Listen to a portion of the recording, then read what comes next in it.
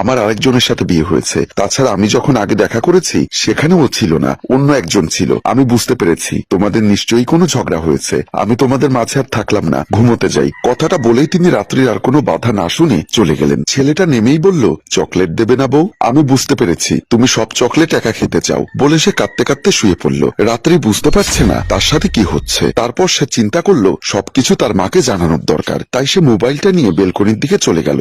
মাঝরাতে মেয়ের ফোন পেয়ে চমকে উঠলেন জামেলা বেগম। তারপর রিসিভ করে বললেন, কিরে মা, কোনো সমস্যা হয়েছে? আমরা তো একটু আগেই আসলাম। এর মধ্যে কি হলো? মা, অনেক বড় সমস্যা হয়ে গেছে। তোমরা যাওয়ার পর আমি বাসর ঘরে বসেছিলাম, আর সেখানে অন্য একজন চলে আসলো। জামেলা বেগম হেসে বললেন, হয়তো জামাইয়ের কোনো বন্ধু তোর সাথে দুষ্টুমি করেছে, এটার জন্য তুই আমাদেরকে ফোন দিয়েছিস? পাগল একটা। মা, তুমি বুঝতে পারছো না, বিষয়টা অনেক সিরিয়াস। যে ছেলেটা ঘরে এসেছে সে নাকি আমার স্বামী। আমার শ্বশুর বলছে ওর সাথে নাকি আমার বিয়ে হয়েছে, অথচ এর আগে আমি যে অভিকের সাথে দেখা করেছি, তোমরা যাকে দেখেছো সেই ছেলেটা ও নয়। জামেলা বেগম কথাটা শুনে চমকে দাঁড়িয়ে গেলেন। কি বলছিস? সেটা কিভাবে হতে পারে? রাতারাতি একটা ছেলের চেহারা বদলে যেতে পারে নাকি? শুধু চেহারা না মা, আমার মনে হচ্ছে এই ছেলেটার মাথায় কোনো সমস্যা আছে। বুঝতে পেরেছি, হয়তো আমাদের সাথে কোনো একটা ধোঁকা হয়েছে। আমি কাল সকালে আসছি।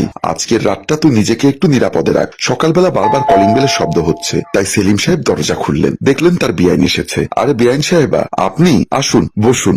এসেছেন ভালোই হয়েছে। বলুন, নাস্তার জন্য কি আনাবো? ঝাল কিছু খাবেন নাকি মিষ্টি? দেখুন বিআই সাহেব, আপনাদের এখানে মেয়ে বিয়ে দিয়ে গতকাল রাতে গেলাম, আর তারপর থেকে শান্তি পাচ্ছি না। আজ সকালে আমাকে ছুটে আসতে হলো। কেন? সেরকম কিছু সমস্যা তো হয়নি। আপনি বলছেন সমস্যা হয়নি, অথচ আমার মেয়ে বলছে বাসর রাতে নাকি তার সাথে অন্য কেউ বাসর করতে চলে গেছে, আর আপনি তাকেই আপনার ছেলে বলছেন। দেখুন, আমার একটা মাত্রই ছেলে, আর কোনো ছেলে আমার নেই। কাল রাতে আমি বৌমাকে সবকিছু বুঝিয়ে দিয়েছিলাম। ঠিক আছে, দেখি আপনার ছেলেকে ডাকুন। সেলিম সাহেব ভেতরে তার ছেলেকে ডাকতেই একজন এসে দাঁড়ালো। তাকে দেখে জামেলা বেগম স্বস্তি পেলেন। ছেলেটা সালাম করে বলল, আম্মু, আপনি ভালো আছেন তো? আসলে আমার একটু অফিসে যাওয়ার তাড়া আছে, তাই আপনাদের সাথে কথা বলতে পারছি না। আপনারা বসুন, নাস্তা করুন, আমি বিকেলে এসে আপনাদের সাথে কথা বলবো, কেমন? তারপর রাত্রির ছোট বোনকে বলল, এই যে শালিকা, আমি বিকালে আসছি, কিন্তু আজ রাতে একটু রান্না করে খাওয়াবে, বলেই সে দুষ্টুমি করে চলে গেল। সেলিম সাহেব বললেন, আপনারা যেটা দেখতে এসেছিলেন সেটা তো দেখা হয়ে গেছে, তাই না? এমন সময় রাত্রি ছুটে এসে বলল, মা, তোমরা এসে গেছো?